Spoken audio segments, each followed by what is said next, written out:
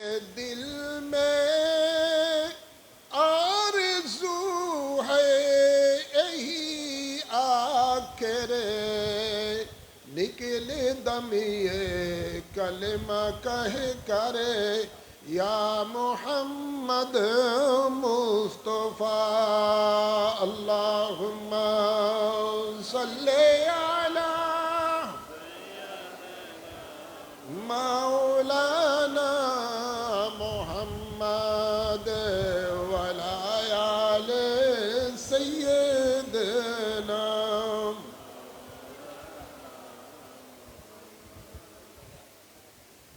শুহাদায়ে কারবালার ঐতিহ্যবাহী এই মাহফিলের মাঝে আগত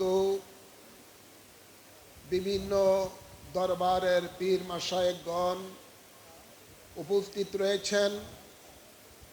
আজকের এই মাহফিলের মধ্যে সম্মানিত ওলামায়ে কেরাম উপস্থিত রয়েছেন। আল্লাহ প্রেমিক, নবী প্রেমিক, আলে রসুল প্রেমিক, অলি প্রেমিক, দিনদার মুমিন মুসলমান বাবারা, ভাইয়েরা, সকলের প্রতি আমার সালাম রইল আবারও। আসসালামু আলাইকুম ওয়া রাহমাতুল্লাহি ওয়া বারাকাতুহু। আসুন আমরা মহান রাব্বুল ইজ্জতের দরবারে শুকরিয়া আদায় করি, যিনি আমাদের সকলকে দুনিয়ার সকল ঝামেলা থেকে মুক্ত রেখে আলে রসুলের মহব্বতে, বিশেষ করে শুহাদায়ে কারবালার স্মরণের এই মাহফিলের মাঝে কোরআন সুন্নাহর আলোচনা শোনার জন্য আসার তৌফিক দান করেছেন। এজন্য সকলে শুকরিয়া তান পড়ি আলহামদুলিল্লাহ। অসংখ্য অসংখ্য দুরুদ ও সালাম পেশ করছি আমাদের আকা ও মাওলা তাজদার মদিনা হায়াতুন নবী, নূরের নবী, হাজির ও নাজির নবী কদম মুবারকে। সকলে বলি আল্লাহুম্মা আমিন বলি। সাথে সাথে আরো অসংখ্য দুরুদ ও সালাম পেশ করছি পাক পঞ্জাতন আলে রসুল পাকের কদম মুবারকে। বিশেষ করে কারবালা জমিনের মধ্যে যে সমস্ত আলে রসুলগণ আল্লাহর জমিনে আল্লাহর দ্বীন কায়েমের জন্য শাহাদাতের পেয়ালা পান করেছেন, সেই সমস্ত আলে রসুল পাকের কদম মুবারকে অসংখ্য অসংখ্য দুরুদ ও সালাম পেশ করছি আল্লাহুম্মা আমিন বলে। আমি সংক্ষিপ্ত আকারে কিছু কথা বলবো, আশা রাখি সকলে গভীর মনোযোগ সহকারে সকলে শুনবেন।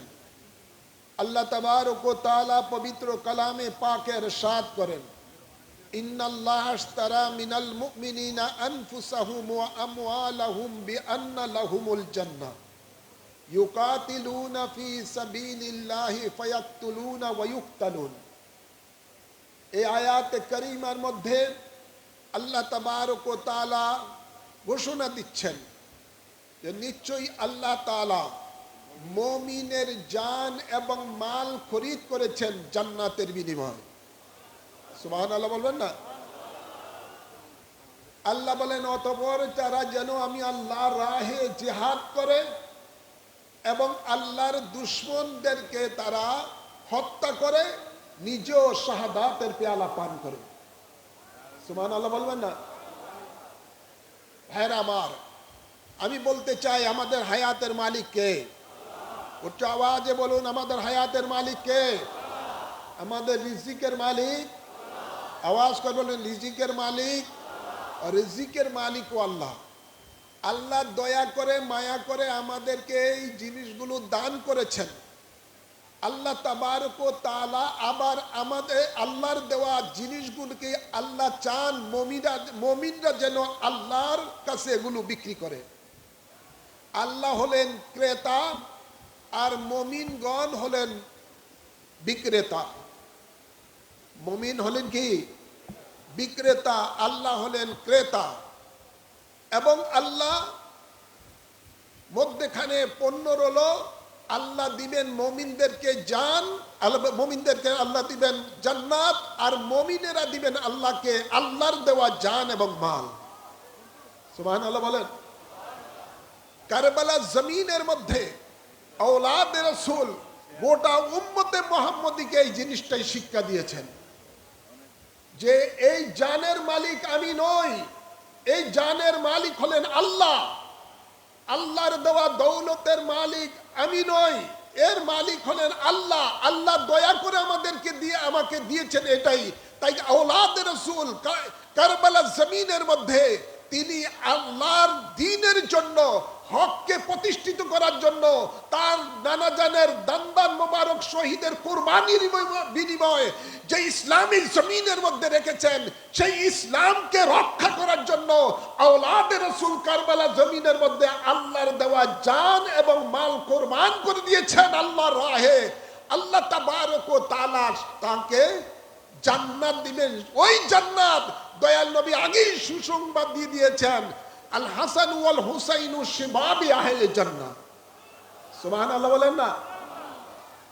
আল্লাহ তাকে জান্নাতের সরদার বানিয়েছেন, আল্লাহর হাবিব আগেই ঘোষণা দিয়ে দিয়েছেন। গভীর খেয়াল করে শুনুন,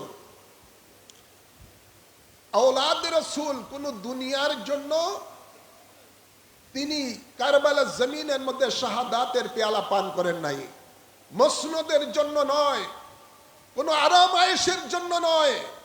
আওলাদ রাসূল যখন দেখলেন মালাউন ইয়াজিদ ক্ষমতায় বসে আল্লাহর দ্বীনকে যখন বিকৃতি করে দিয়েছে, রাসূলে পাকের দান মোবারকের শহীদের বিনিময়ে যে ইসলাম আমানত রেখে গেছেন আওলাদ রাসূলগণের কাছে, গোটা উম্মতে মুহাম্মদের কাছে, সেটাকে যখন সে বিকৃতি করে দিয়েছে, তখনই আওলাদ রাসূল তার প্রতিবাদ করলেন।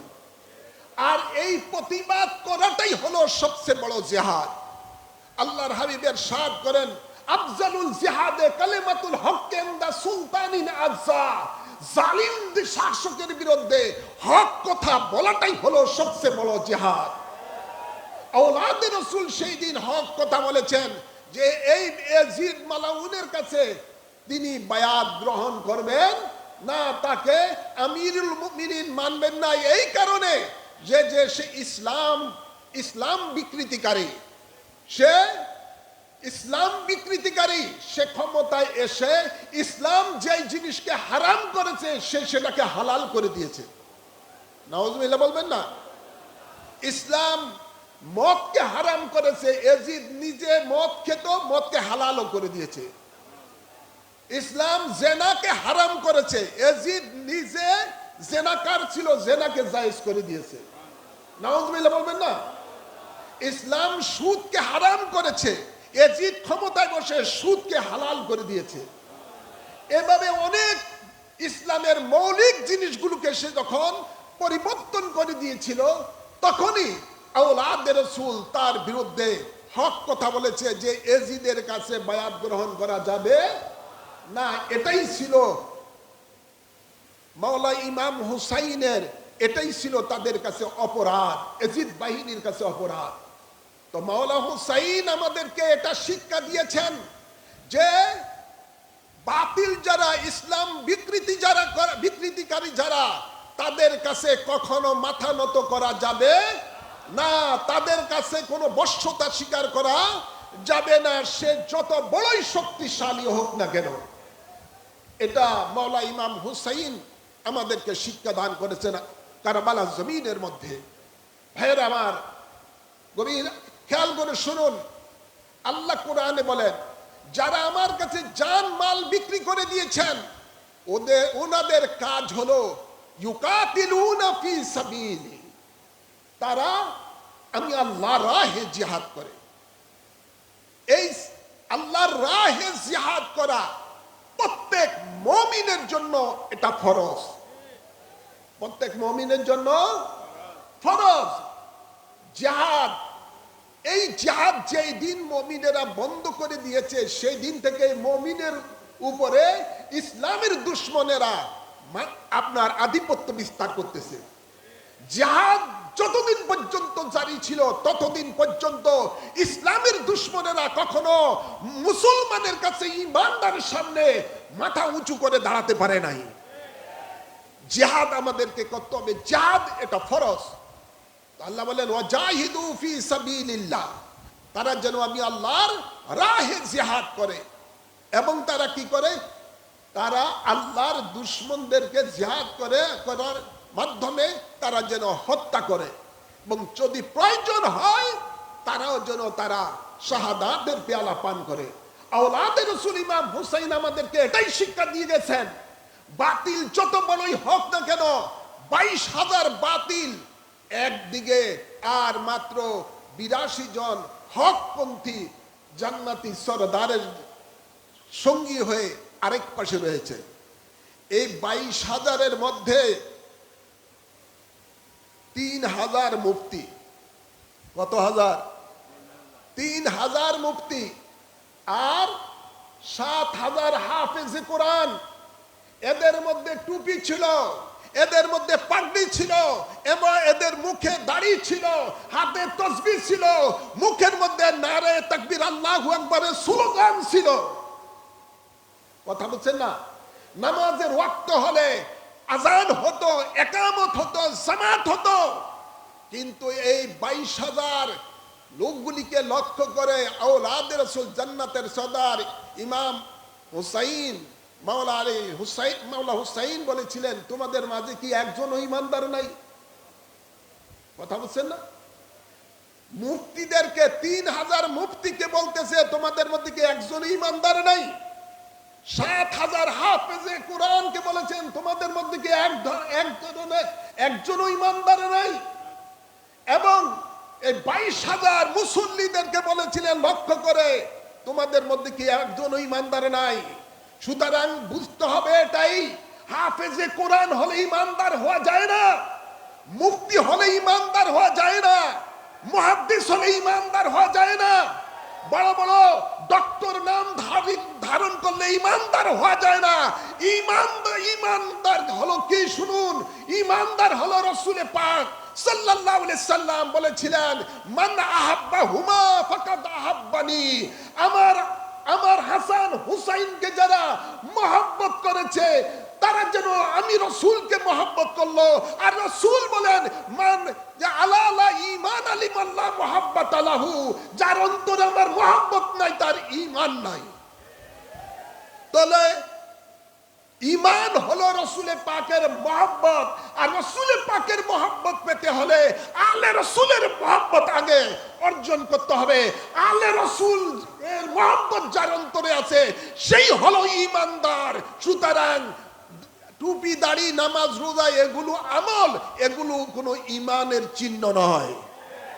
রাসূল বলেন, ওমান আবগাদাহুমা ফাকাদ আবগাদানি, আমার হাসান হুসাইনের সাথে যারা দুশমনি করলো তারা যেন আমি রাসূলের সাথে দুশমনি করলো। সুতরাং আল্লাহর হাবিব রাহমাতুল লিল আলামিন যাদের সম্বন্ধে বলেন, আল হাসান ওয়াল হুসাইনু রাইহানুমা, আমার হাসান এবং হুসাইন হলো আমার বাগানের ফুল, আমার চোখের মণি। সুতরাং রাসূল পাক সাল্লাল্লাহু আলাইহি সাল্লামের আওলাদে পাকের সাথে যারা দুশমনি রাখে তারা কখনো ঈমানদার হতে পারে? জোর বলুন, ঈমানদার হতে পারে? তারা কখনো ঈমানদার হতে পারে না। আজকে আমরা দেখতে পাই এক ওয়াহাবি দরবারের পীর বলতেছে, এজিদ বলো ভালো মানুষ ছিল, সে একেবারে হাফেজে কোরআন ছিল, তাহাজ্জুদ গুজার ছিল, ইত্যাদি ইত্যাদি। এজিদের প্রশংসাকারী অনেক আছে না নাই? জোর বলুন, আছে না নাই? মনে রাখতে হবে, আওলাদে রাসূল, আলে রাসূল জান্নাতের সরদার এবং রাসূল পাকের আওলাদের সাথে যারা দুশমনি রাখে তারা কখনো ঈমানদার হতে পারে না। সুতরাং যারা জান্নাতের সরদারকে শহীদ করেছে কারবালার জমিনের মধ্যে, এরা নিঃসন্দেহে কাফের। এরা নিঃসন্দেহে কাফের। এই কাফেরদের সাথে ঈমানদারের সাথে কখনো আপোষ হতে পারে না। আজকে যারা এজিদ বাহিনী আছে না নাই? এই যুগে এজিদের পক্ষে লোক আছে না নাই? এই যুগে যারা এজিদের পক্ষে আছে এদের সাথে মাওলা হুসাইনের প্রেমিকেরা যারা, তাদের সাথে কোনো আপোষ চলতে পারে না, এদের পিছনে নামাজ পড়তে পারে না। এমন আছে না নাই? আমাদের দেশে অনেকে আছেন, দেখবেন মসজিদে হাইয়া আলাস সালাহ বললে আওয়াজ শুনলে দৌড় দিয়ে চলে যায় ইমামের পিছনে নামাজ পড়ার জন্য, জামাত ধরার জন্য। কি ধরার জন্য? বেশি সোয়াব, 27 গুণ সোয়াব নামাজ পড়ার জন্য তারা ওখানে চলে যায়, বড় জমাত ধরার জন্য চলে যায়। ভাইয়েরা আমার, কারবালার জমিনের মধ্যে যখন নামাজের রক্ত হতো, এক পাশে ইয়াজিদি বাহিনী 22,000 আজান দিত, হাইয়া আলাস সালাহ। কত হাজার? 22,000। জোর বলে না, কোন জমাত?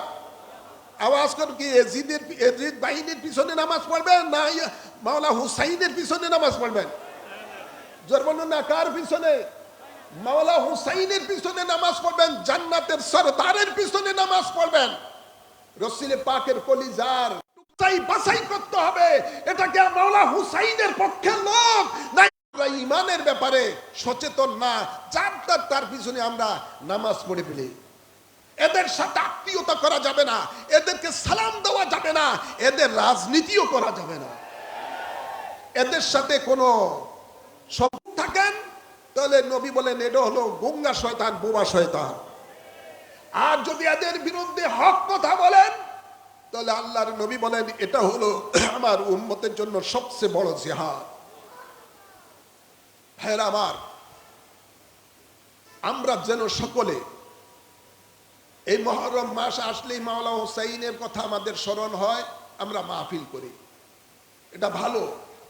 কিন্তু আমাদেরকে এই সুহাদায়ে কেরামের মাহফিল থেকে শপথ নিতে হবে যে যারা ইমাম হুসাইন রাদিয়াল্লাহু তাআলা আনহুর যারা প্রেমিক, মাওলা হুসাইন আলাইহিস সালামের যারা প্রেমিক, আমাদেরকে শপথ নিতে হবে যে আল্লাহর দ্বীনের জন্য যদি প্রয়োজন হয় দেশ থেকে দেশান্তর হতে হবে, যেটা মাওলা হুসাইন করেছেন। আল্লাহর দ্বীনের জন্য যদি প্রয়োজন হয় নিজের দুধের সন্তানকে আল্লাহর রাহে কোরবানি করে দিতে হবে। মাওলা হুসাইন আমাদেরকে শিক্ষা দিয়েছেন যে আল্লাহর দ্বীনের জন্য যদি প্রয়োজন হয় নিজের যুবক সন্তানকে কোরবানি করে দাও, যেমনি ভাবে হযরতে ইমাম আলী আকবরকে কোরবানি করে দিয়েছেন। মাওলা হুসাইন আমাদেরকে শিক্ষা দিয়েছেন আল্লাহর দ্বীনের জন্য যদি প্রয়োজন হয় যুবক ভাতিজাকে আল্লাহর রাহে কোরবানি করে দাও, যেমনি ভাবে হযরত ইমাম কাসিমকে করেছেন। মাওলা হুসাইন আমাদেরকে শিক্ষা দিয়েছেন আল্লাহর দ্বীনের জন্য যদি প্রয়োজন হয় নিজের জানকে আল্লাহর রাহে কোরবানি করে দাও, যেমনি ভাবে তিনি নিজে কোরবানি হয়েছেন। তারপরও তাদের সাথে আমাদের বাতিলের সাথে কোনো আপোষ চলবে না। এটাই আমাদের শিক্ষা, কারবালার শিক্ষা। এটাই যেন আমাদের সকল নবী প্রেমিক আলে রসুলদের প্রেমিকদের এই শপথ যেন থাকে। আল্লাহ কবুল করুন, আমিন বলেন। ওয়ামা আলাইনা ইল্লাল বালাগ। প্রত্যেকে সূরা ফাতিহা একবার পড়ুন, সূরা ইখলাস। বিসমিল্লাহির রহমানির রহিম। আলহামদুলিল্লাহ। শুরু করেন।